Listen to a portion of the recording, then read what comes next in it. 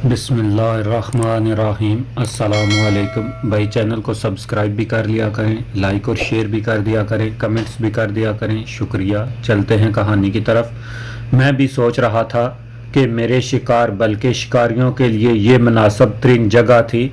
नक्शे के मुताबिक भारतीय हेलीकॉप्टर ने भी कम पेश इस इलाके पर से गुजरना था और मेरी मरदम ख्वारी का रफ़ीक और चकमा मजदूर ने भी यही शिकार होना था।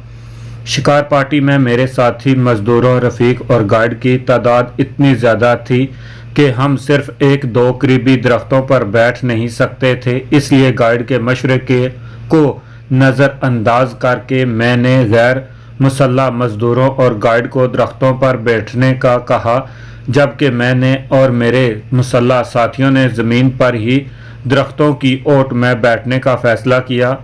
रफ़ीक खासा डरा हुआ था। इसने साफ इनकार कर दिया और एक दरख्त के तने पर जा बैठा। मैंने साथियों को कहा कि हम आधे दायरे की सूरत में बैठेंगे, क्योंकि अगर शेर आया तो इसे हलाक करने की कोशिश में खुद अपने साथियों की गोलियों का ही शिकार ना हो जाएं। मैं यहाँ इस हकीकत का एतराफ़ करता हूँ कि बड़े शिकार का हम में से किसी को भी तजर्बा नहीं था, इसलिए रवायती तरीके से हट कर और मचाने बनाकर शिकार करने के बजाय मैं अपने वाज़ा किए हुए तरीके पर अमल कर रहा था। मेरे एक फ़ैसले की बुनियादी वजह यह थी कि हमारे पास अव्वल तो रवायती तरीके से शिकार करने के इंतज़ामात के लिए ना तो वक्त था और ना ही इस तरह के शिकार का साजो सामान। हमारे पास मेरे साथियों समेत मुझे भी ये ख्वाहिश या शौक नहीं था कि शिकार का सेहरा किसी एक के सर बांधे। हमारे पास ऑटोमेटिक राइफल और वो सब मशीन गनें थीं जिनकी 2-3 गोलियां भी शेर को ढेर कर सकती थी। मैंने एहतियातन एक तदबीर की थी कि अपने साथियों में से 3 की ये ड्यूटी लगाई कि वो हमारे अकब को महफूज रखने के लिए अपना रुख पिछली जानिब रखें, क्योंकि शेर के आने का कोई मखसूस रास्ता नहीं था और ये भी मुमकिन था कि हम तो इसके छोड़े हुए और खाए हिरन पर नज़र जमाए बैठे रहें और वो हमारी पूछ से आकर हम पर हमला आवर हो जाए। गाइड के मुताबिक शेर अमूमन तकरीबन आधी रात को अपना बचा हुआ शिकार खाने आता है। अंधेरा फैलते ही हमने अपने सामाने रसद से जो कुछ भी हाथ लगा खाकर पेट की आग बुझाई और अपने तयशुदा जगहों पर दरख्तों की ओट में बैठ गए।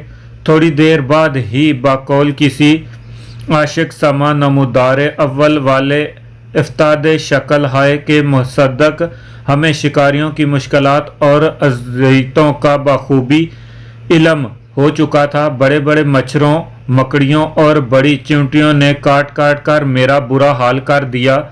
जिस्म का कोई हिस्सा ऐसा न था जो इनकी पहुंच से बाहर हो। जहां मच्छर नहीं जा सकते थे वहां चींटियों ने अपना कमाल दिखाना शुरू कर दिया।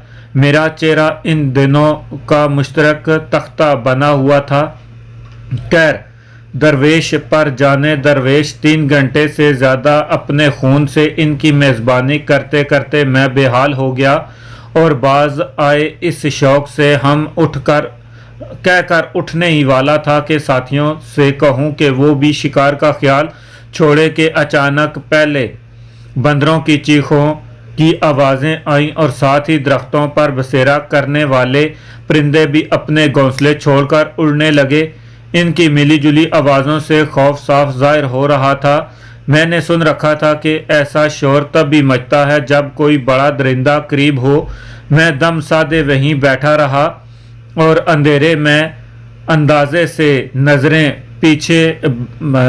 बिछाए हुए शिकार पर गाड़ दी। अचानक ही मुझे शिकार से कदरे बाएं जानिब 2 जलती हुई मशलों जैसी रोशनी दिखाई दी। मैंने ये भी सुन रखा था कि अंधेरे में शेर की आंखें ऐसे ही चमकती हैं, ये रोशनी हरकत नहीं करती थी। अगर ये किसी दरिंदे की आंखें थी तो यकीनन इसे भी हमारी यहाँ मौजूदगी का एहसास हो चुका था और मेरे क्यास था कि ये वो कहीं खौफजदा होकर वापस ना पलट जाए। मैंने अपने सब मशीन गन से इस पर अंदाजे से 6-7 फायर किए। मेरे फायर के साथ ही साथियों के फायर भी आवाज़ें आईं। इन फायरों के साथ ही शेर की दाड़ सुनाई दी और फिर खामोशी छा गई। 5-6 मिनट इंतज़ार के बाद मैंने अपने टार्च की रोशनी वहां पर डाली तो एक बंगाल टाइगर गिरा हुआ लंबी लंबी सांसें ले रहा था। मेरे साथियों के पास भी टार्चें थी। मेरे रोशन करते ही सब ने अपनी टार्चें जलाईं। मैं शेर की जानिब बढ़ा तो गार्ड ने बुलंद आवाज़ से मुझे करीब जाने से मना किया, क्योंकि ज़ख्मी और दम तोड़ता शेर भी एक बार अपनी सारी ताकत जमा करके हमला कर देता है। गाइड की मतनबा को नज़रअंदाज करते हुए मैं इसके करीब गया। मेरे साथी भी तकरीबन इस वक्त इसके करीब पहुंचे। मैंने शेर के सर में 2 गोलियां करीब से फायर की, जिनसे वो बिल्कुल ठंडा हो गया।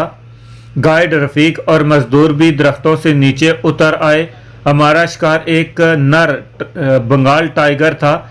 इसके जिस्म पर स्याह मोटी धारियां थी और कद कामत और जिसामत तौर पर ये आम चीते से बड़ा था और इसका चेहरा भी चीते से मुख्तलिफ था। इसे सर से पांव तक 17-18 गोलियां लगी थी। हमने मजदूर को लाओ रोशन करने और खाना बनाने को चाय बनाने को का कहा। रफीक ने कहा कि इसे भी 2 फायर किए थे। इसके फायर की हकीकत मैं और मेरे साथी जानते थे, लेकिन मैंने कहा कि यकीनन इसके फायर से पहले इसे लगे हैं। रफीक अपने सामान में से एक कैमरा लेकर आया और टाइगर पर एक पांव रख कर और एक हाथ में बंदूक पकड़े कैसर से अपनी तस्वीर उतरवाई। मैंने साथियों को कहा कि यहीं किसी मुनासिब जगह कैंप लगाएं, क्योंकि मारे जाने वाले टाइगर और हमारे फायरों की आवाज़ से इस जगह अब दूसरे दरिंदों की आने का कोई इम्कान नहीं। रफीक बार बार कह रहा था कि हमने नाहक इतने फायर करके टाइगर की खाल का सत्यानाश कर दिया, वरना इसके 2 फायर ही काफ़ी थे। मैंने भी इसकी हाँ में हाँ मिलाते हुए अपने अनाड़ीपन और हमाकत का एतराफ़ किया। रफीक ने गाइड को कहा कि अब जैसे भी है टाइगर की खाल और सर उतरवाए, क्योंकि वो इन्हें हमरा ले जाएगा और अपने ड्राइंग रूम की जीनत बनाएगा। हमने बकाया रात सोते जागते गुजारी। दूसरे रोज़ मैंने अपनी तबीयत की खराबी का उज़र करते हुए इसे कैंप में मज़ीद 24 घंटे क़याम करने का कहा। मेरे सर में वाकई सख्त दर्द हो रहा था, लेकिन मेरे यहाँ क़याम को तवील देने का मकसद भारतीय हेलीकॉप्टर की आमद का इंतज़ार था। मैंने सोचा था कि अगर पहली बार ही हेलीकॉप्टर हमारे ऊपर से गुजरा तो हम इस पर फायर करेंगे, और अगर ऐसा ना हुआ तो पहली बार इसके गुजरने की सही जगह की निशानदही करेंगे और दूसरी बार इस जगह से फायर करेंगे। काली घाट यहाँ से नज़दीक ही था। मैंने गाइड को कहा कि वो मज़दूरों को हमरा ले जाए और काली घाट से खुर्दो नोश की चीज़ें ले आए।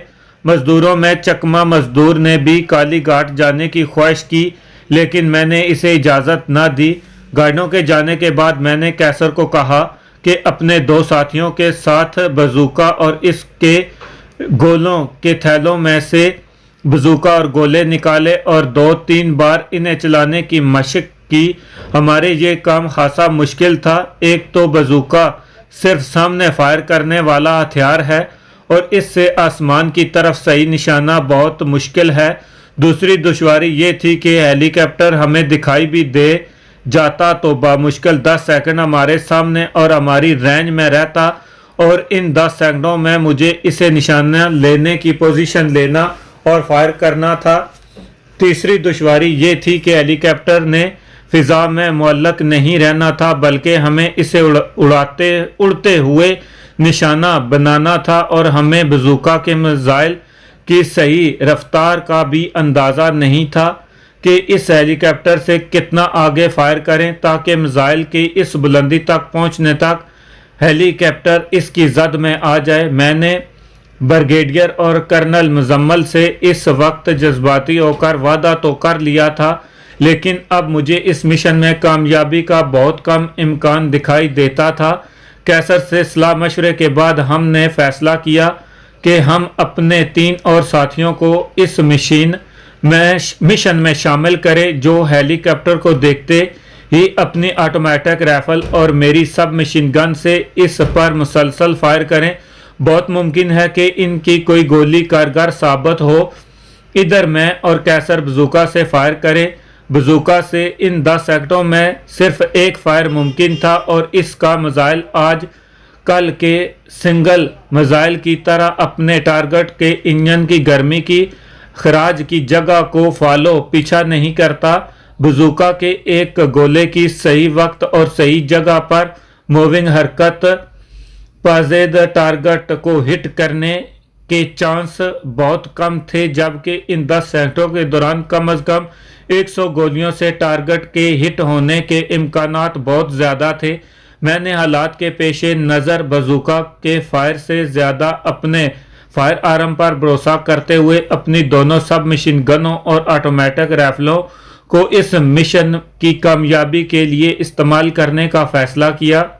भारत में अभी मैंने अपने सीनियर के दफ्तरी टेबल पर बनाए गए प्लान्स को हमेशा पसे पुश्त डालकर हालात के पेश नज़र अपनी हिकमत अमली पर अमल किया था, क्योंकि मुझे मुस्बत नताज हासिल करने थे। मैंने यहाँ भी अपना वही तरीका इस्तेमाल किया। कैसर के साथी 4 लड़कों को मैंने अपनी दोनों सब मशीन गनें और दोनों राइफलें देकर कहा कि हमें एक हेलीकॉप्टर को हिट करना है।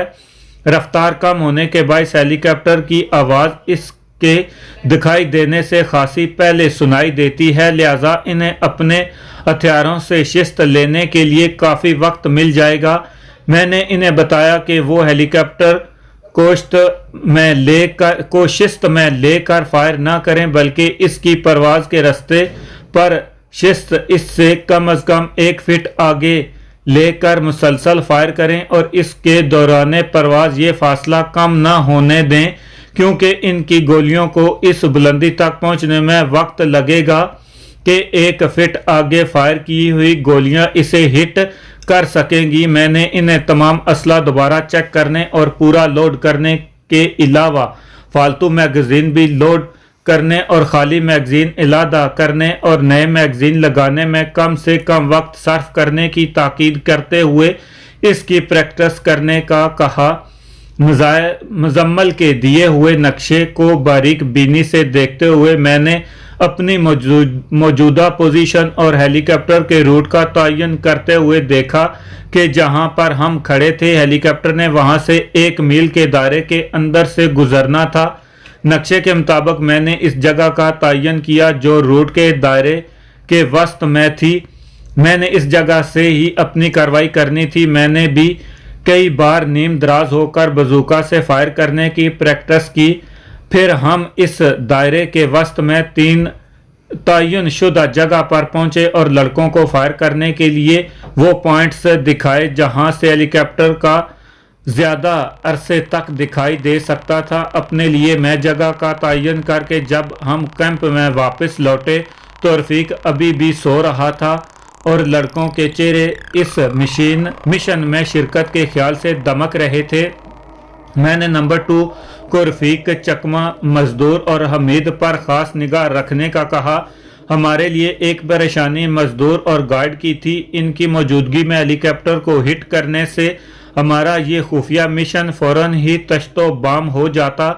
इसका हल मैंने ये निकाला कि शाम को मजदूरों और गार्ड को ये कहकर टोहा भेज दें कि वो वहाँ हमारा इंतज़ार करें। हम कालीगंज से वापसी पर इन्हें वहाँ मिलेंगे।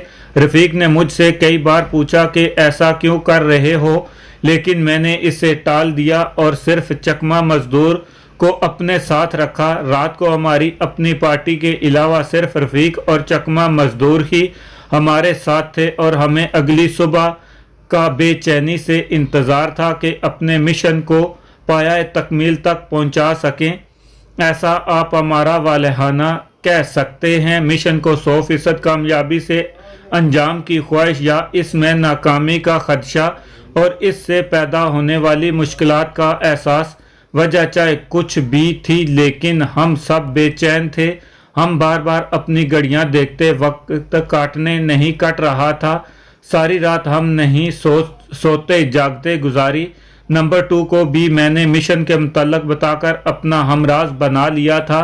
میں نے اس کی ڈیوٹی لگائی کہ وہ رفیق اور چکما مزدور پر سخت نگرانی رکھے اور خصوصی طور پر ہمارے کیمپ سے غیر حاضری کے دوران اسے ایک لمحے کے لیے بھی اپنی آنکھوں سے اوجھل نہ ہونے دے۔